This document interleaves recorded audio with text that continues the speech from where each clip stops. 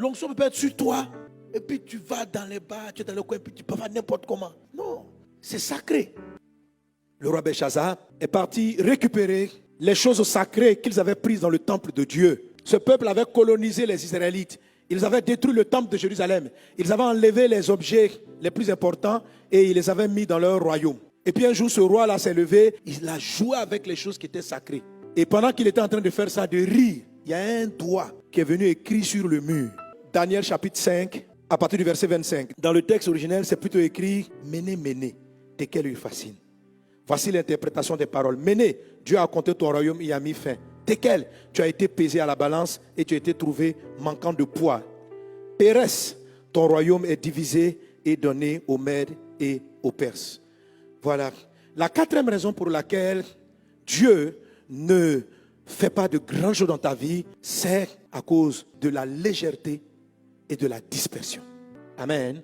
Le roi qui est là a été trouvé léger. Est-ce qu'on est ensemble? Alors, pour que Dieu te donne de grandes choses, il faut savoir valoriser ce qui a de la valeur. Tout ce que Dieu honore, il faut l'honorer. Tout ce qui est sacré, il faut avoir du respect. Amen. C'est pourquoi j'ai dit, l'homme, il faut le respecter. Il faut avoir du respect pour les choses. Il faut avoir du respect pour des institutions. La Bible dit que le mariage soit honoré de tous. Tous les hommes qui sont en train de s'attaquer à la valeur du mariage vont avoir des problèmes. Ils vont avoir des problèmes. Banaliser le mariage, prendre sa femme comme ça fait rien, son mari comme ça fait rien.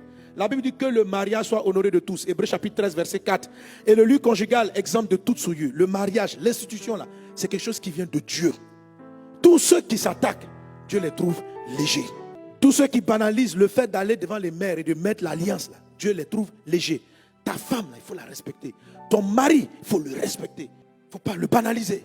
En fait, l'esprit de division peut rentrer dans ta maison parce que tu banalises. C'est-à-dire que le fait d'avoir un mari, c'est comme si, oh, tu crois que tu es seul garçon, quand il y a un garçon à Abidjan. Tu vois, c'est un mari, tu l'appelles un garçon. C'est pas garçon, c'est mari. Les filles comme ton entourage, c'est pas une fille, c'est ta femme.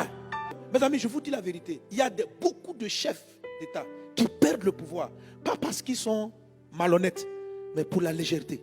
Quand une chose est une institution, il faut avoir une attitude de respect. Il faut avoir une attitude de considération.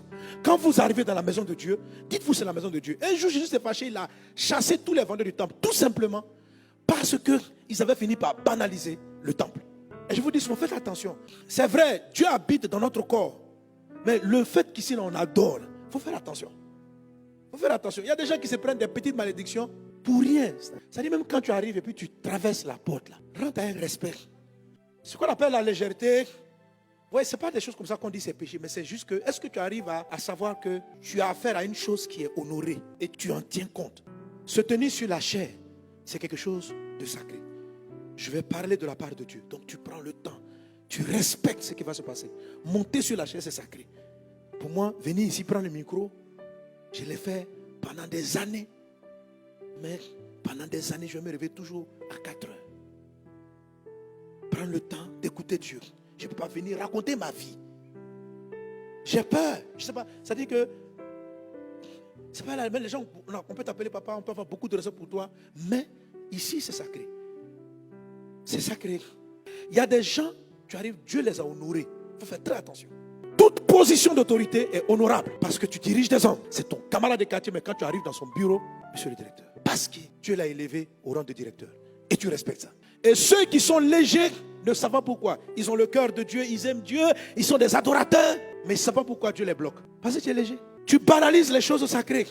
C'est-à-dire que même si tu as un chef qui est simple, toi aussi, il ne faut pas les simplifier. Il faut savoir que Dieu l'a placé quelque part. Il faut respecter ça. Est-ce qu'on est ensemble? Toi-même, il faut te respecter parce que Dieu t'a élevé. Il ne faut pas être léger avec toi-même. Tu es une personne digne. Tu ne peux pas t'asseoir, aller boire et puis tu traînes dans les caniveaux. Non, c'est un manque de respect au corps, à l'être que Dieu a fait. Tu peux être là dans toutes les filles du quartier. C'est pourquoi l'adultère fait que ça énerve Dieu. Parce que tu banalises ton propre corps. Amen. Alors, pourquoi, pour parler de la dimension de fils à épouse, comment est-ce qu'on devient fils à épouse? Le fils, c'est quelqu'un à qui on peut autoriser beaucoup de légèreté. Un enfant, on tolère la légèreté. Un mariage avec le roi des rois, c'est une dimension où les choses au ciel, là, les choses sont honorées. Je ne sais pas si vous imaginez une femme qui est mariée à un roi et puis qui se comporte n'importe comment. Ça attaque même l'institution. Il y a quelque chose il y a une puissance que Dieu s'apprête à faire descendre. Mais je devais vous donner ce message. Pour que quand l'Esprit va venir, on ne soit pas léger. L'onction peut être sur toi. Et puis tu vas dans les bars, tu es dans le coin, et puis tu peux faire n'importe comment. Non, c'est sacré. Il faut que tu saches considérer, valoriser ce qui est sacré. Savoir que c'est un privilège d'avoir le Saint-Esprit comme ça. C'est un privilège de se tenir devant une chaire de parler de Dieu. C'est un privilège de diriger une réunion. C'est un privilège, c'est de l'honneur d'avoir un tel pouvoir. C'est un privilège. Tu dois connaître les privilèges et tu dois en tenir compte dans ton attitude. Tu dois les respecter.